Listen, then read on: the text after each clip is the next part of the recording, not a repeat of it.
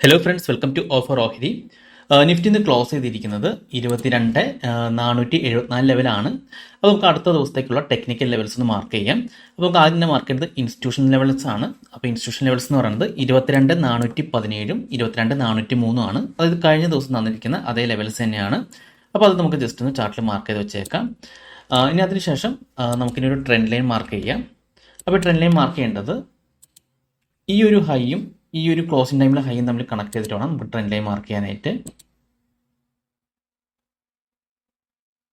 Okay, ഇനിയിപ്പോൾ അടുത്ത ദിവസം ഈ ഒരു ട്രെൻഡ് ലൈൻ ബ്രേക്ക്ഔട്ട് നടത്തുകയാണെങ്കിൽ അതൊന്ന് റീടെസ്റ്റ് ചെയ്ത് നോക്കാം. റീടെസ്റ്റ് ചെയ്ത് തിരിച്ച് കയറുന്ന കണ്ടു കഴിഞ്ഞാൽ നമുക്ക് ബൈ എടുക്കാവുന്നതാണ്. അപ്സൈഡ് പോകാൻ ചാൻസ് ഉണ്ട്. അതല്ല മാർക്കറ്റ് താഴേക്കാണ് വരുന്നതെങ്കിൽ നമ്മുടെ ഇൻസ്റ്റിറ്റ്യൂഷൻ സോൺ സപ്പോർട്ട് എടുക്കാൻ നോക്കാം. സപ്പോർട്ട് എടുത്ത് തിരിച്ച് കയറുന്ന കണ്ടാലും ബൈ എടുക്കാവുന്നതാണ്. ഈ ഒരു ലെവൽ വരെ പോകാനും ചാൻസ് ഉണ്ട്. ഇനിയിപ്പോൾ മാർക്കറ്റ് നമ്മുടെ ഈ ഒരു ഇൻസ്റ്റിറ്റ്യൂഷൻ ലെവൽസ് ബ്രേക്ക്ഔട്ട് ചെയ്തിട്ടുണ്ടെങ്കിൽ വീണ്ടും റീടെസ്റ്റ് ചെയ്ത് താഴേക്ക് വരാണെങ്കിൽ സെല്ലിലേക്ക് പോകാതാണ്.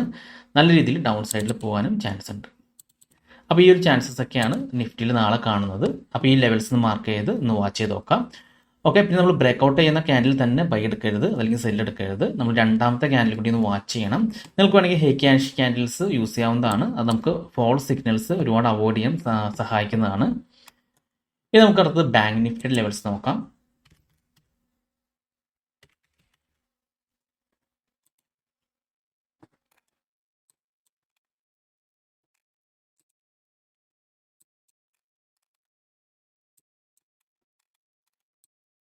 അപ്പോൾ ബാങ്ക് നിഫ്റ്റി നമുക്കൊരു ട്രെൻഡ് ലൈൻ മാർക്ക് ചെയ്യാവുന്നതാണ്.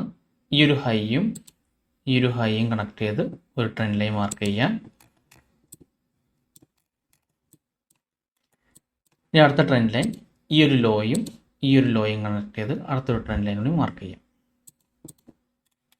ഓക്കെ, ഇനിയിപ്പോൾ അടുത്ത ദിവസം നമ്മുടെ ഈ ഒരു ട്രെൻഡ് ലൈൻ ബ്രേക്ക് ചെയ്യുകയാണെങ്കിൽ വീണ്ടും റീടെസ്റ്റ് ചെയ്ത് നോക്കാം. റീടെസ്റ്റ് ചെയ്ത് തിരിച്ച് അപ്സൈഡ് കാണിക്കുകയാണെങ്കിൽ ബൈ എടുക്കാവുന്നതാണ്.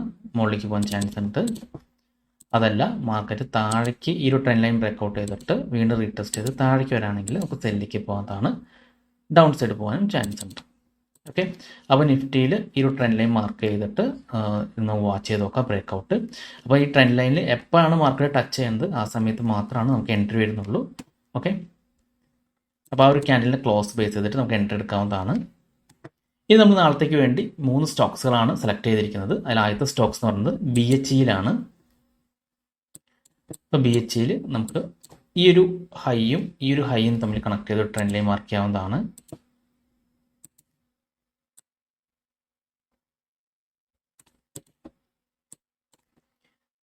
അതുപോലെ തന്നെ ഈ ഒരു ലോയും കണക്ട് ചെയ്ത് മറ്റൊരു ട്രെൻഡ് ലൈൻ മാർക്ക് ചെയ്യാം.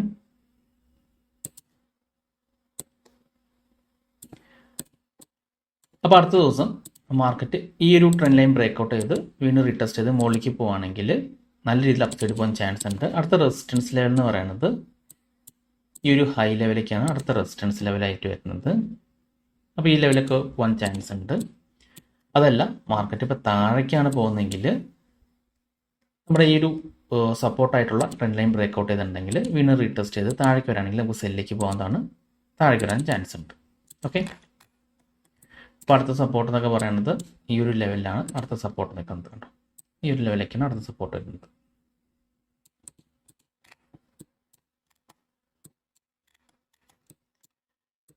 ഇനി നമുക്ക് അടുത്തത് ജിയോഫിനാണ് കിട്ടിയിരിക്കുന്നത്. അപ്പോൾ ജിയോഫിനിൽ നമുക്ക് ഈ ഒരു ഹൈയും കണക്ട് ചെയ്ത് ഒരു ട്രെൻഡ് ലൈൻ മാർക്ക് ചെയ്യാവുന്നതാണ്.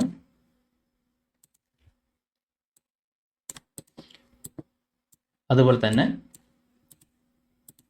ഈ ഒരു ലോയും കണക്ട് ചെയ്ത് മറ്റൊരു ട്രെൻഡ് ലൈനോട് മാർക്ക് ചെയ്യാം. ഈ ലോയും കണക്ട് ചെയ്ത്. അപ്പോൾ ഇതൊരു ട്രയാങ്കിൾ പാറ്റേണിൻ്റെ ഉള്ളിലാണ്. അപ്പോൾ അടുത്ത ദിവസം ഈ ഒരു പാറ്റേൺ ബ്രേക്ക്ഔട്ട് ചെയ്തിട്ടുണ്ടെങ്കിൽ ഈ ഒരു ലെവൽ ബ്രേക്ക് ചെയ്ത് വീണ്ടും റീടെസ്റ്റ് ചെയ്ത് മുകളിലേക്ക് പോകുകയാണെങ്കിൽ അപ്സൈഡ് പോകാൻ ചാൻസ് ഉണ്ട്. അതല്ല താഴേക്കാണ് ബ്രേക്ക്ഔട്ട് ചെയ്യണമെങ്കിൽ വീണ്ടും റീടെസ്റ്റ് ചെയ്ത് താഴേക്ക് വരാണെങ്കിൽ സെല്ലിലേക്ക് പോകാനും ചാൻസ് ഉണ്ട്. ആ ഒരു ബ്രേക്ക്ഔട്ട് ഒന്ന് വാച്ച് ചെയ്ത് നോക്കിയാൽ മതി. ഇനി ലാസ്റ്റ് സ്റ്റോക്സ് BEL ആണ്. അപ്പോൾ BEL നമുക്ക് ഈ ഒരു ഹൈയും കണക്ട് ചെയ്ത് ഒരു ട്രെൻഡ് ലൈൻ മാർക്ക് ചെയ്യാം. അതുപോലെ തന്നെ ഈ ലോയും കണക്ട് ചെയ്ത് മറ്റൊരു ട്രെൻഡ് ലൈൻ മാർക്ക് ചെയ്യാം.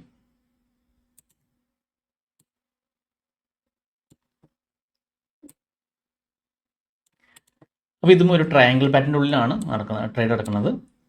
അപ്പോൾ ഈ ഒരു പാറ്റേൺ അടുത്ത ദിവസം ഒന്ന് ബ്രേക്ക് ഔട്ട് ചെയ്തിട്ടുണ്ടെങ്കിൽ വൺ സൈഡ് പോകാൻ ചാൻസ് ഉണ്ട്. അതായത് ഈ ഒരു അപ്പ് സൈഡ് ബ്രേക്ക് ചെയ്തിട്ടുണ്ടെങ്കിൽ വീണ്ടും ഒന്ന് റീടെസ്റ്റ് ചെയ്ത് നോക്കാം. റീടെസ്റ്റ് ചെയ്ത് തിരിച്ച് മുകളിൽ കയറുകയാണെങ്കിൽ അപ്പ് സൈഡ് പോകാൻ ചാൻസ് ഉണ്ട്.